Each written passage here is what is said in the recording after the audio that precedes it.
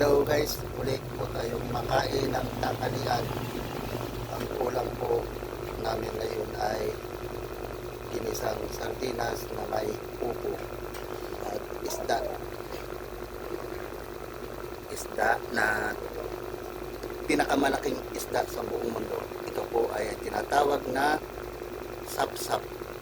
Kung dinasdasan bago pinakawalan sa ilog. Dahil ngayon, sa ilog sa dagat, ngayon ay manipis na siya. Tuyo, nasapsap.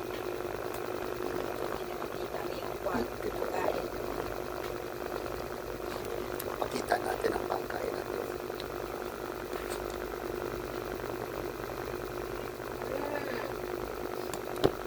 Isang mapagpalang araw po. Kain na tayo.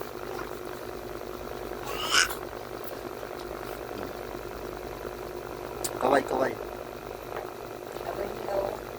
Hello. Hi. Hi. Lunang, si Luna, makulit.